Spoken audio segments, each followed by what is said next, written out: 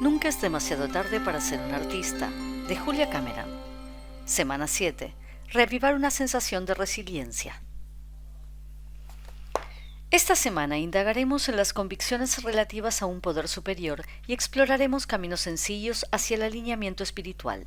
No te preocupes, no hace falta que creas en un Dios convencional para sentirte acompañado por algo benévolo y más grande que tú.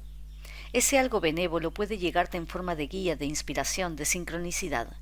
Puede aparecer como una racha de suerte o un encuentro casual. En tu autobiografía es posible que llegues a un período que estuvo lleno de preguntas del tipo espiritual sobre tu lugar en el mundo. ¿Cuántas de ellas te sigues haciendo? ¿Cuáles fueron tus respuestas entonces y cuáles ahora? Si nos cuidamos a nosotros mismos, avanzamos, pero no demasiado deprisa. Nos exigimos a nosotros mismos, pero sin sobrecargarnos. Entonces seremos resilientes. El método científico: experimentar y registrar los resultados. A estas alturas de su autobiografía, muchas personas recuerdan acomodarse a determinadas situaciones e identificar patrones que perdurarán en sus vidas. Quizás se casaron o tuvieron hijos, quizá tomaron decisiones basadas en donde vivían sus padres u otros miembros de su familia, bien para estar más cerca o más lejos de ellos. Algunos de estos planos y patrones han podido resultar vitalicios. Otros quizá hayan cambiado sutil o drásticamente a estas alturas. En este momento de nuestra autobiografía, casi todos veremos que teníamos la sensación de tener experiencia suficiente para decidir qué hacer con nuestras vidas y empezar a construirlas de una manera que reflejara esas constataciones. Ahora, al echar la vista atrás, media vida después, podemos ver esas decisiones con perspectiva. Es posible que algunas fueran un completo acierto y que incluso hicieran posible algunos de los momentos de éxito y felicidad más importantes de nuestras vidas. Otras pueden haber resultado experiencias de aprendizaje, en las que, en última instancia, tuvimos que cambiar de rumbo. Maggie repasa en su autobiografía el período de su vida entre los 30 y los 35 años. Para entonces había vivido en muchos sitios, dice. Después de la universidad me había puesto a trabajar en lo que sería un empleo de muchos años, pero mientras trabajaba en esa compañía grande, también había cambiado de residencia, pues me transfirieron a varias ciudades. Yo crecí en un pueblo de Texas.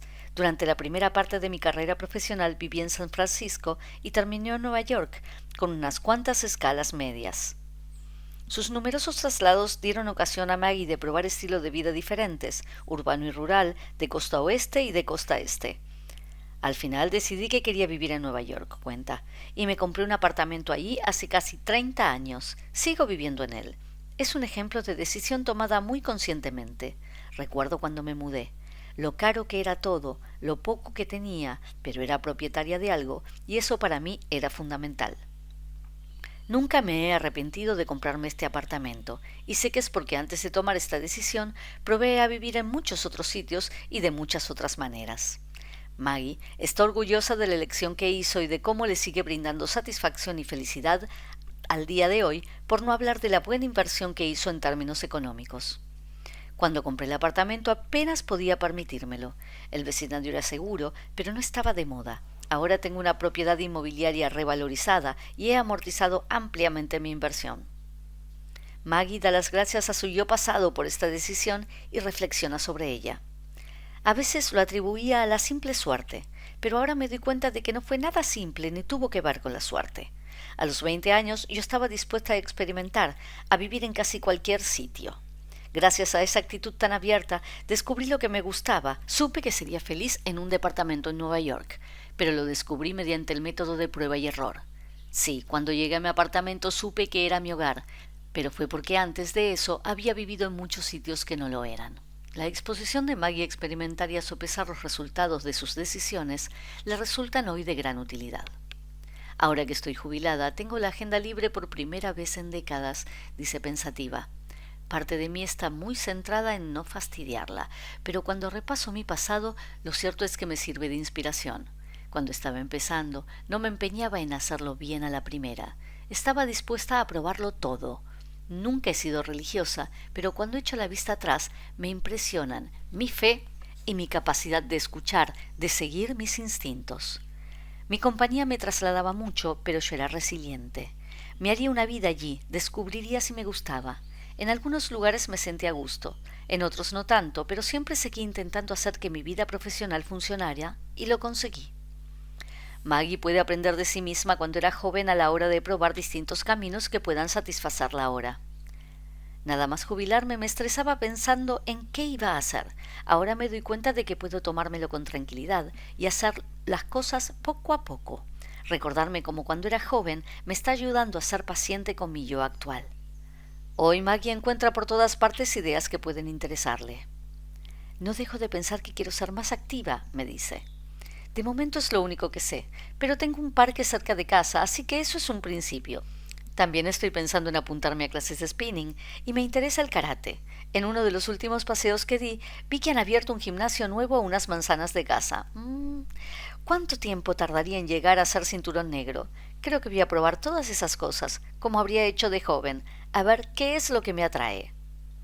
Maggie está esperanzada, empieza a confiar en su capacidad de encontrar su camino. He visto a muchos alumnos descubrir esto mismo, la capacidad de cambiar sus vidas, de encontrar sus verdaderas pasiones, de adaptarse al estrés y a la adversidad y, en última instancia, de prosperar en la nueva vida que se han hecho a medida. Para los escépticos, el método científico de experimentar y registrar los resultados a menudo brinda fe y optimismo. A Catherine le atraían las artes visuales. Se moría de ganas de dibujar, pero se decía a sí misma, de tener talento, a esta altura lo sabría. Sin embargo, sus páginas matutinas insistían, prueba a dibujar. Decidió probar, aunque se sentía un poco tonta. No sabía si le resultaría divertido, pero solo había una manera de averiguarlo. Se compró un cuaderno de dibujo, una sencilla libreta de 11 por 27 de hojas blancas. Un día en la sala de espera del oftalmólogo y empezó a hacer bocetos de lo que veía. Dibujar le resultó placentero y también le ayudó a pasar el tiempo. El oftalmólogo la hizo esperar otros 30 minutos.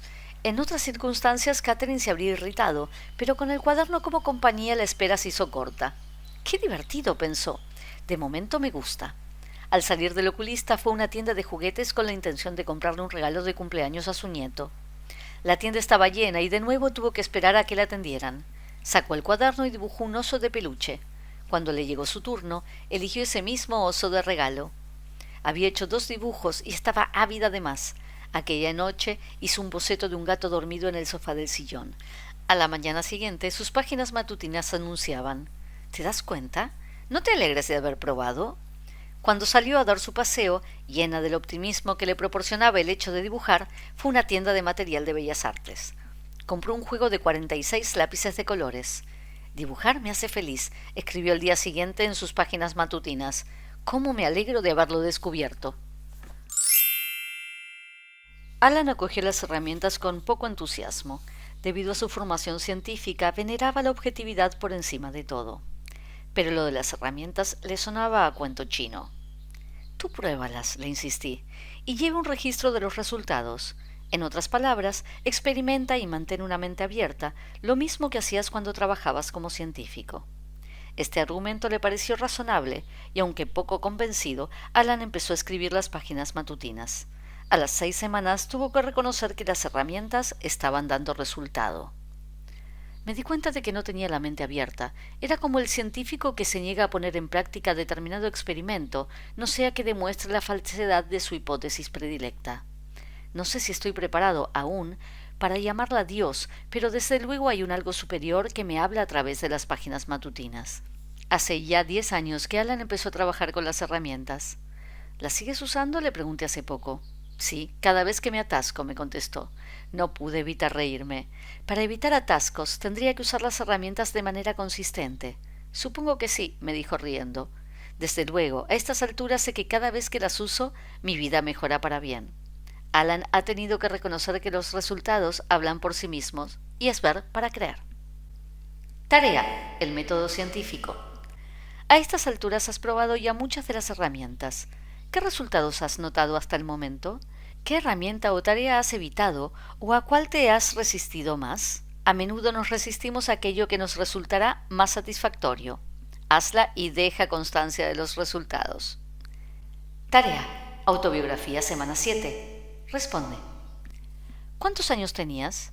Describe las relaciones más importantes de este periodo de tu vida. ¿Dónde vivías? ¿Viviste en más de un sitio? ¿Qué te hacía estar de buen humor en esos años? Describe un sonido que te recuerde esos años. Describe un sabor de esos años. Describe una ocasión en que fuiste resiliente en esos años. ¿Qué concepto de Dios tenías en ese periodo, si es que lo tenías? ¿Tuviste experiencias o tomaste decisiones esos años que sigan siendo parte de tu vida hoy? ¿Qué relación tenías con el ejercicio físico en ese periodo? ¿Y ahora? ¿Qué otros recuerdos significativos conservas de esa época? Nuestra concepción única de Dios. Antes de gritar, ¿cómo que Dios? ¿Estoy leyendo un libro religioso? Déjame que te explique a qué me refiero cuando hablo de Dios.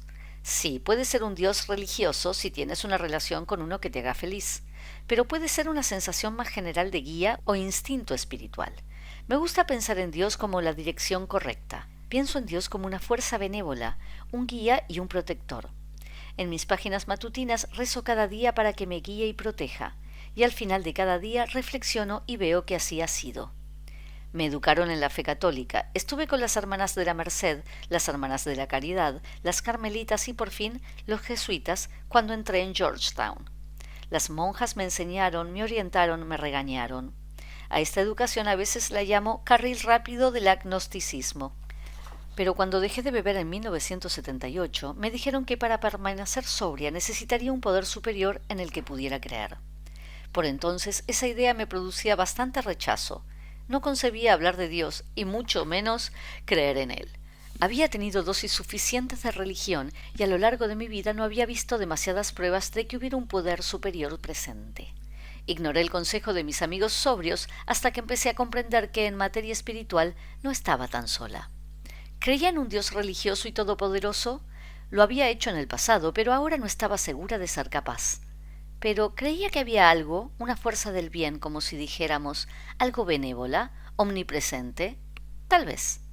Desde luego había tenido momentos suficientes en que me había sentido inspirada, guiada, afortunada en mi vida como para experimentar la idea un poco más. Cuando una amiga me dijo que el Dios en el que creía eran las manchas de sol en el alféizar de su ventana, empecé a comprender que quizás yo también podía dar nombre a un Dios con el que me sintiera cómoda. Luego encontré un verso de Dylan Thomas que resumía mi necesidad a la perfección. La fuerza que por el verde tallo impulsa la flor. Sí, en eso podía creer. Sí, había una fuerza vital superior y quería establecer una relación con ella. En aquel momento de mi vida tuve que aprender a escribir estando sobria después de una temporada haciendo lo contrario. Un mentor que tenía entonces me dijo que debía dejar que el poder superior escribiera a través de mí. Al principio esto me sonó descabellado, pero cuando imaginé la fuerza que impulsa a través del verde tallo la flor, me resultó más fácil imaginar esa misma fuerza fluyendo a través de mí e impulsando la flor de mi escritura. Para ponerlo a prueba empecé a desarrollar el conjunto de herramientas que terminaría no solo enseñando, también usando para vivir.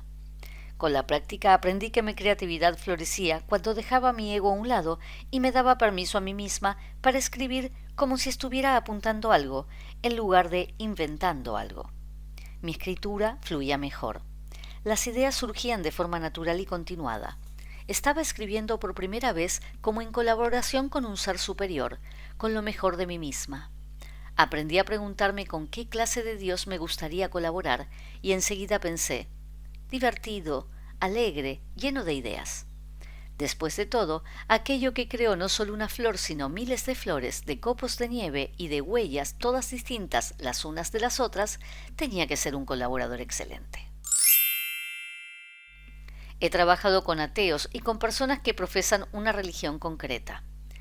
He trabajado con personas que son espirituales pero no religiosas, y con personas que hasta el momento no se habían parado demasiado a pensar ni en religión ni en espiritualidad. A todos mis estudiantes, las páginas matutinas les sirven para conectar con algo, quizá con una sensación de que algo les guía, quizá con una mejor comprensión de sí mismos. En muchas ocasiones son las dos cosas. Algunos intentan resistirse, aduciendo que no tienen tiempo, que no le ven sentido. A estos les digo que el fin de las páginas matutinas es la conexión. Cuando las escribimos, conectamos con un poder superior, o, si queremos verlo así, con Dios. Es importante entender que las páginas matutinas son un tiempo sagrado de comunión con el universo. Julia, por favor, no te pongas mística. se quejan algunos. Estos, los más reacios, son probablemente los que más se benefician de las páginas. No les pido que crean en nada, solo que prueben. Casi sin excepción, hablan de percepción intensificada, de mayor sensación de intuición y de un aumento de la sincronicidad. Aunque pueden ser reacios a hablar de Dios, terminan aludiendo a algo que les ayuda a cambiar la manera en que viven. Muchos jubilados, cuando tienen que definir o redefinir un camino espiritual que seguir, se encuentran con que su idea de Dios es infantil. A menudo llevan desde la infancia sin replantearse su concepto de Dios. A estas personas les digo que ha llegado el momento de renovarse espiritualmente. ¿En qué clase de Dios les gustaría creer? A menudo han creído toda su vida en un Dios hostil. Les digo entonces que prueben a creer en uno amable. ¿Y si concibieran un Dios que fuera amable con ellos y con sus objetivos? ¿Y si se tratara de un Dios colaborador? Pero Julia, eso suena a fantasía. Tú pruébalo, insisto. Prueba a creer que Dios está de tu parte. Ethan se había criado en una familia religiosa, pero cuando recordó su infancia en su autobiografía, se dio cuenta de que el ambiente piadoso de su hogar le había llenado de miedos. Creía que Dios me vigilaba constantemente, me cuenta. Me preocupaba hacer algo mal. Cuando se jubiló, decidió que le apetecía probar a componer canciones, pero temía que sus ideas fueran anticuadas e inviables. Jamás habría relacionado mi miedo a crear con mi concepto de Dios, me dice. La música que me gustaba era pop, no espiritual. No me apetecía escribir himnos, así que pensé que a Dios no le parecería bien. Es posible que sea eso lo que me tuviera paralizado.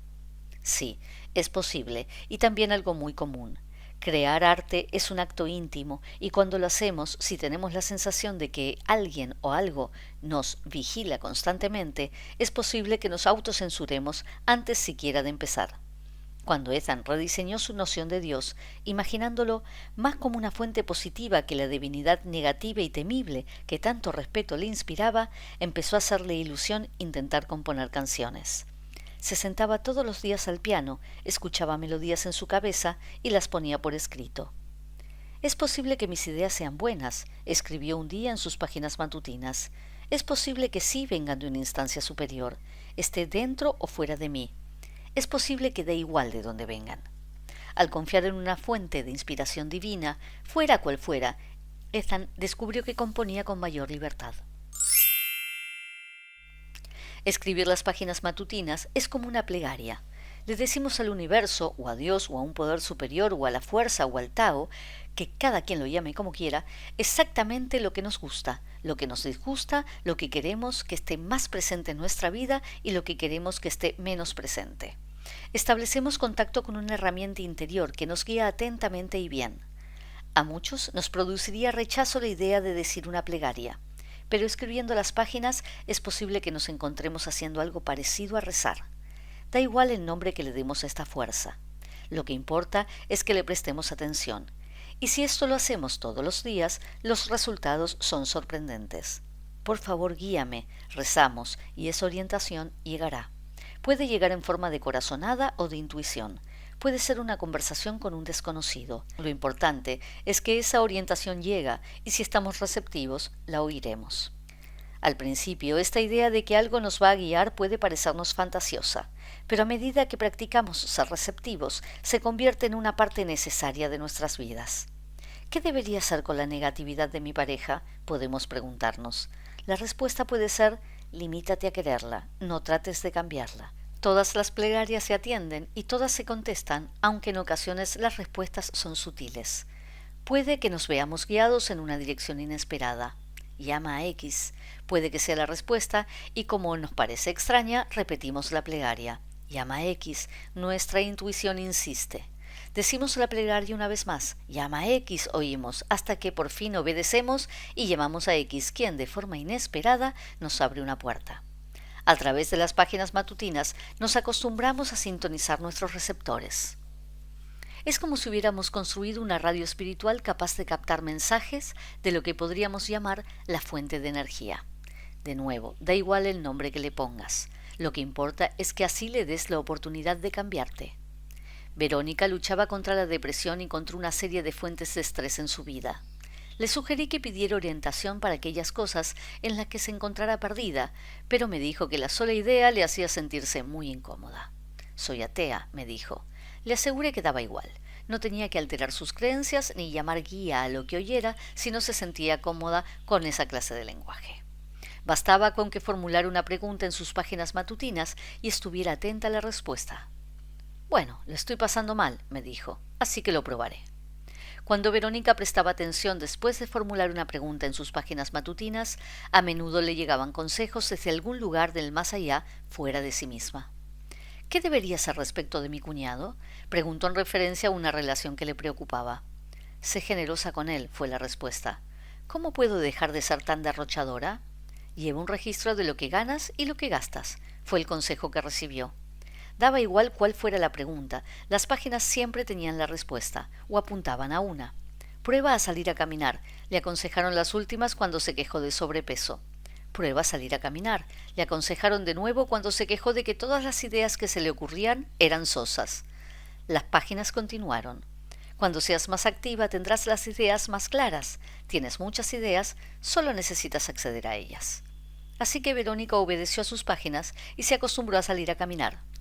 Pronto empezó a sentirse más alerta, más vibrante, más viva. Su depresión desapareció cuando se nutrió de una fuerte interior insospechada, tal y como ella la llamaba. Sea lo que sea, dice ahora, la agradezco. Este cambio drástico de perspectiva no le pasó desapercibido a Verónica. Aunque ella no usaría estas palabras, está experimentando un verdadero despertar espiritual, un importante cambio psíquico de lo negativo a lo positivo. A menudo investigamos nuestro concepto de Dios con espíritu escéptico. No pasa nada. Lo importante es que lo investiguemos. En nuestras vidas laicas, profesionales, el jefe era el poder superior, o lo éramos nosotros. Las páginas nos exigen ceder el control. Hacemos preguntas y las respuestas pueden llegar de ninguna parte o de alguna, pero no de nosotros. Con el tiempo aprenderemos a confiar en ese nuevo discernimiento. Percibimos una mano superior a la nuestra que nos guía mientras escribimos.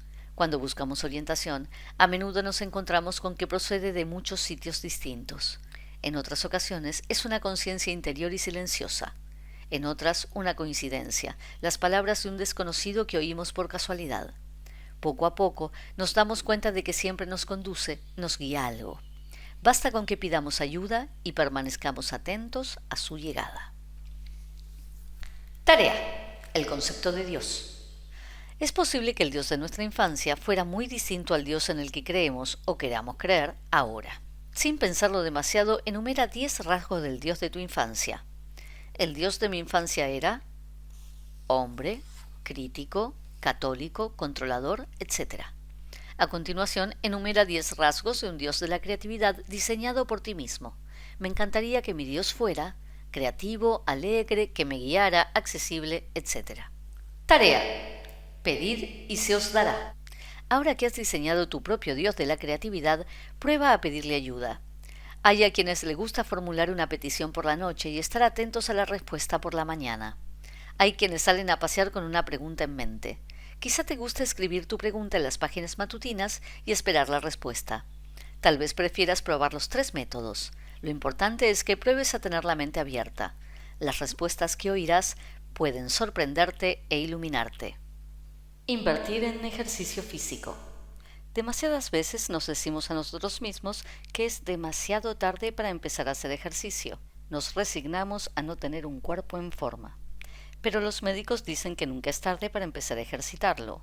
Muchos centros ofrecen clases de pilates y de yoga para todas las edades.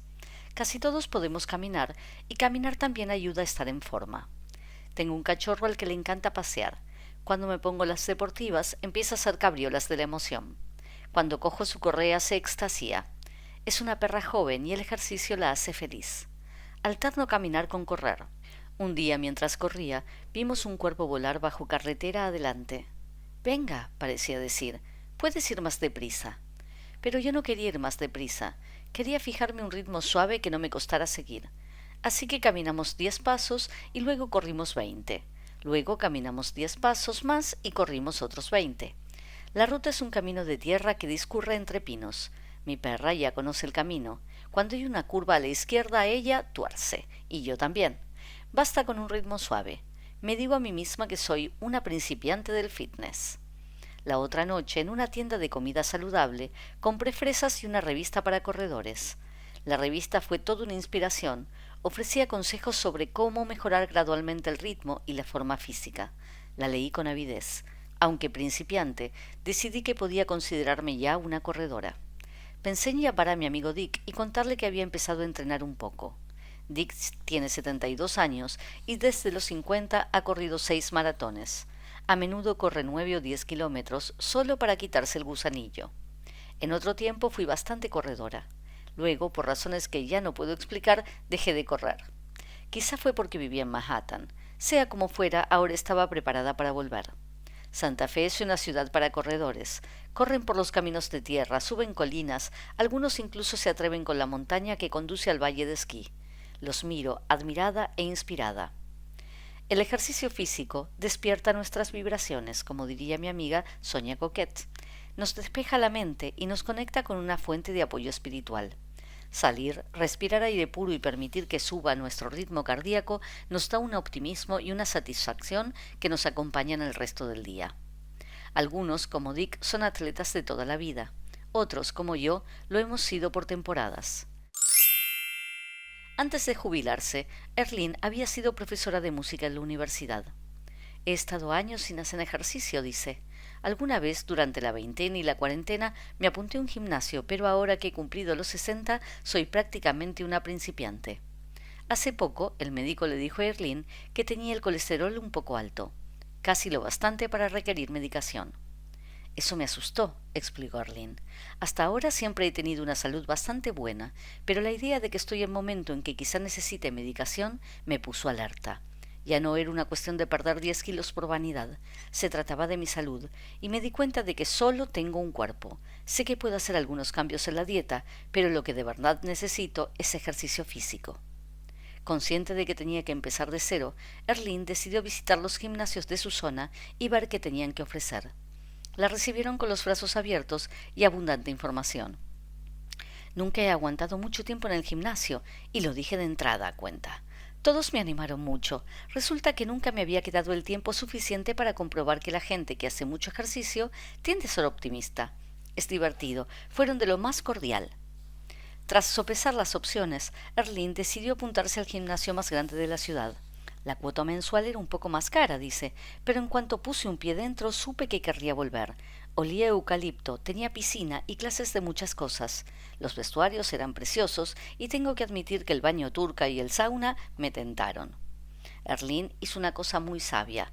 Eligió un gimnasio al que le apetecía ir. Cuando elegimos una actividad que nos atrae, ya sea una clase, paseos por el campo o un gimnasio con toda clase de servicios, estaremos más inclinados a volver y a incorporar ese hábito a nuestras costumbres. Llevo un mes yendo, me cuenta Erlyn.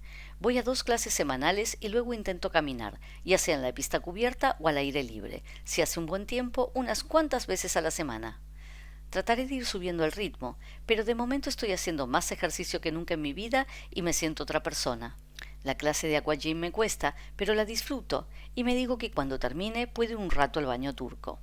A veces creo que la recompensa del baño turco es lo que me permite seguir aguantando toda la clase, pero creo que no pasa nada. Desde luego que no pasa nada. Añadir una nota de disfrute, de confort y sí, ¿por qué no?, de lujo a los hábitos saludables nos ayuda a no abandonarlos y a tomar decisiones productivas y proactivas para sentirnos mejor.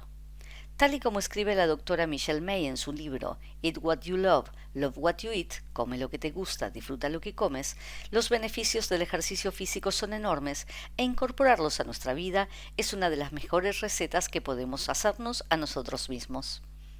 Los múltiples y probados beneficios para la salud van de lo físico a lo emocional, bajan el estrés, el colesterol y la presión sanguínea, aumentan el optimismo, la energía y la esperanza de vida. Tal y como le explica May, si fuera posible poner todo eso en una pastilla, todos querrían la receta. Hacer ejercicio aumenta la resiliencia en el cuerpo, mente y espíritu. Ahora que he recuperado la rutina, disfruto ver cómo hago progresos. A medida que aumenta mi resistencia, bajo de peso. Mi perra Lily sigue siendo una compañera excelente y entusiasta, siempre dispuesta y deseando salir a caminar y correr. Quedar con un amigo para correr o para echar una partida de tenis nos puede ayudar a mantener el hábito de hacer ejercicio. Cuando elijamos el tipo de ejercicio que queremos hacer, es importante empezar muy poco a poco. 5 minutos al día es una mejoría infinita respecto a 0. 10 minutos es un aumento del 100% a 5. Aquellos que no han hecho nunca ejercicio pronto aprenderán que solo un poco es mucho más que nada. Tarea: hacer ejercicio, solo hoy. La clave de perseverar es ir poco a poco, día a día. En lugar de fijarnos metas inalcanzables, nos conviene comprometernos con acciones pequeñas, factibles. ¿Cuánto ejercicio te sientes capaz de hacer hoy? Hazlo. Regalos de la naturaleza. Establecer una conexión con la naturaleza puede ser un atajo a un contacto más consciente con tu poder superior particular. A mí, una noche estrellada con la luna saliendo detrás de las montañas me hace exclamar: «¡Te quiero!». La naturaleza parece responderme con la exclamación: «¡Y yo a ti!». Rosas silvestres al borde de un camino, girasoles y malvarrosa que florecen junto a una cerca, violetas diminutas como guirnaldas en el tronco de un árbol.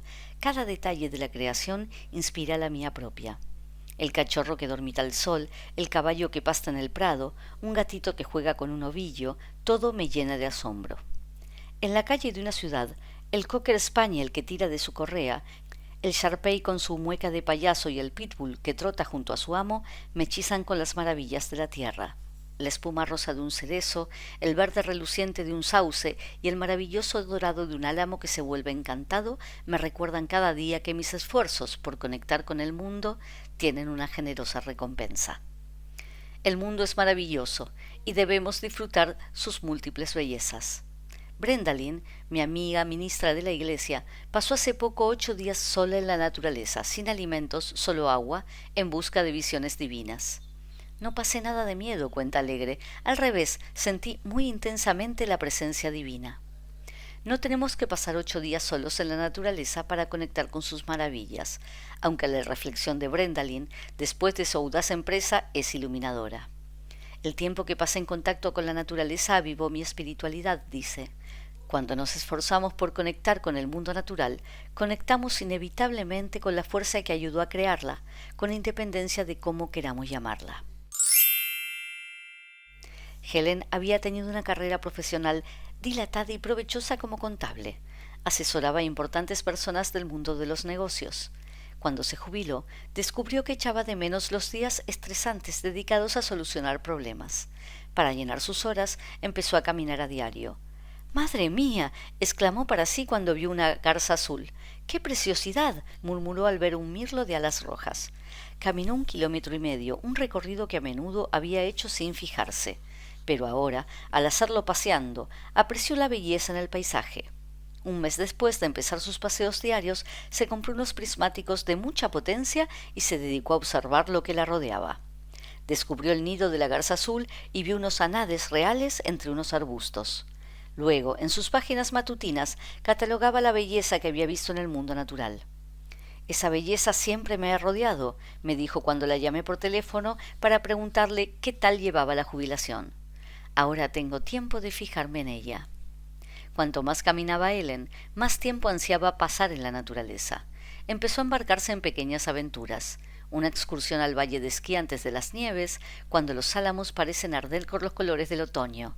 Un viaje en coche a un cañón cercano para disfrutar de los áster en flor, seguir el curso del río Grande.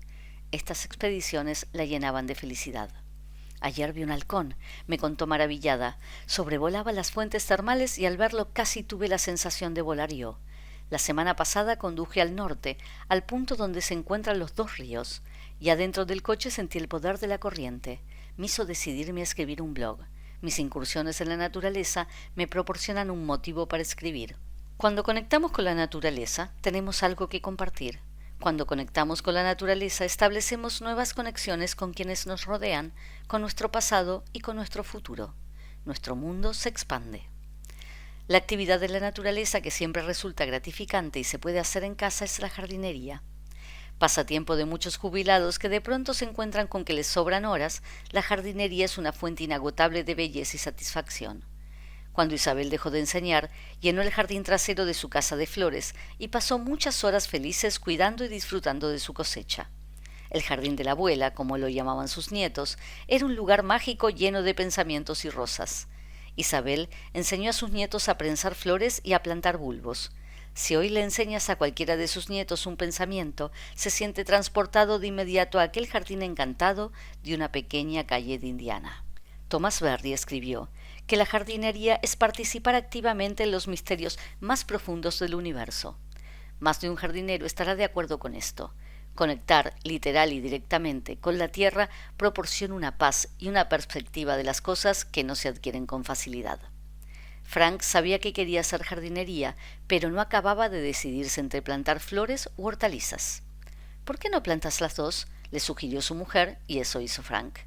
Plantó ciñas y tomates, malvarrosa y calabacines, girasoles y calabazas.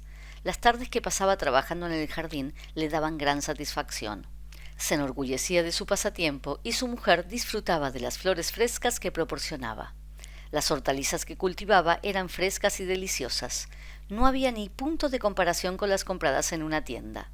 En su primer año de jardinero, Frank plantó una parcela modesta y, sin embargo, la cosecha le pareció prodigiosa. El segundo año, Frank expandió la variedad de frutas y hortalizas, añadiendo zanahorias y coliflores, lechugas y rábanos. Llegó un momento en que todas las hortalizas que se consumían en su casa procedían de su huerto. El tercer año, Frank cosechó lustrosas berenjenas y pepinos. Empezó a cocinar platos especiales de verduras y descubrió que le gustaba tanto como llevar el huerto. El pan de calabacín se convirtió en su especialidad. Regalaba a sus familiares y amigos rebanadas recién horneadas. Tampoco se quedaba atrás la sopa de verduras casera con todos los ingredientes recién cogidos del huerto. Antes de jubilarme tenía el deseo, pero no el tiempo para mis aficiones. La combinación de tiempo y deseo me llegó con la jubilación. El año que viene voy a duplicar el sembrado de tomates. Da igual si tu estilo de vida te permite explorar bosques, plantar un jardín, pasear por la playa o simplemente visitar un parque o un invernadero. Todo ello son incursiones en la naturaleza. Estate atento a lo que esta incursión puede sugerirte. Las respuestas pueden sorprenderte. Tarea: descubrir la naturaleza. ¿Qué puedes hacer donde vives ahora para disfrutar o explorar la naturaleza? Cuando vivía en Nueva York, coger piñas en el parque o tener flores frescas en el apartamento me daba sensación de conexión con la naturaleza. Cuando vivía en Los Ángeles, los paseos junto al mar eran como un baño de aire limpio. De Nuevo México me encantan los caminos largos y polvorientos que recorro con mi perra, Lily. Hay a quien le gusta recoger hojas o piedras. A otros les gusta sentarse al aire libre y empaparse de los sonidos del viento y de los pájaros.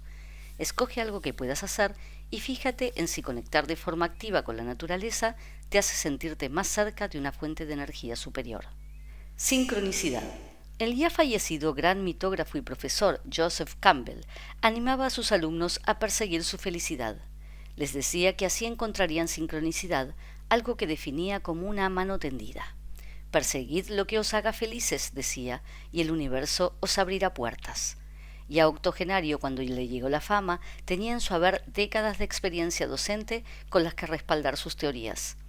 Había visto innumerables puertas abrirse. Su vida le había enseñado a creer firmemente en el consejo que nos brinda Johann Goethe.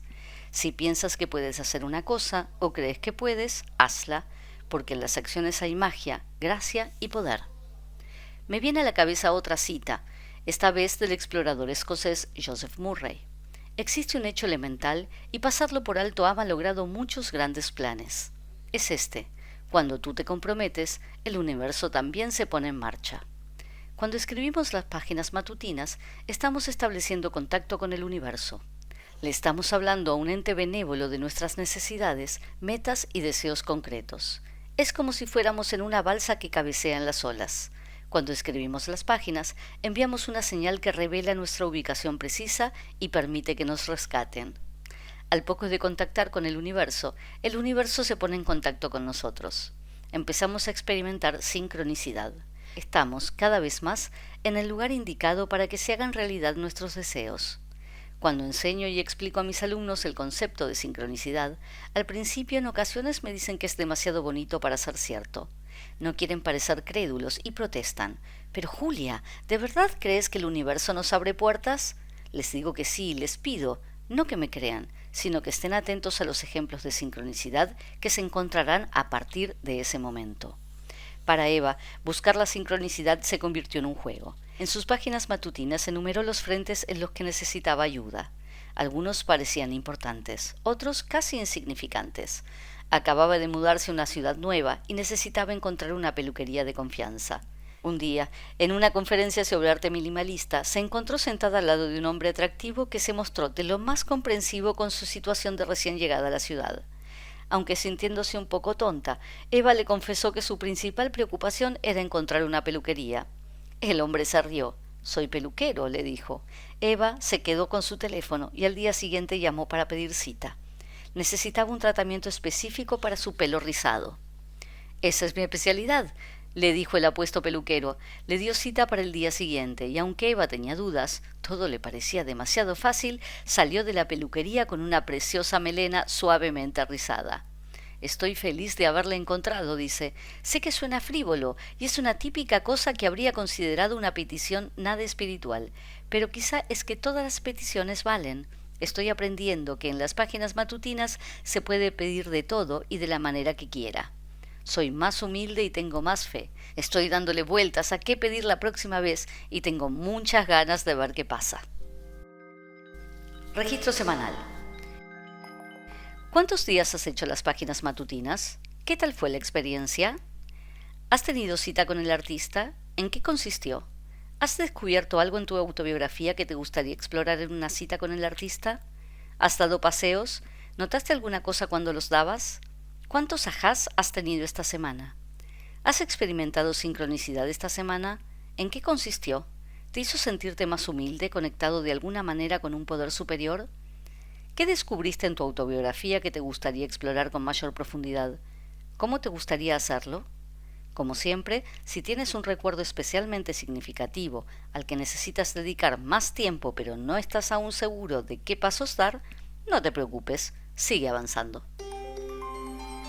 Nunca es demasiado tarde para ser un artista, de Julia Cameron. Semana 7. Reavivar una sensación de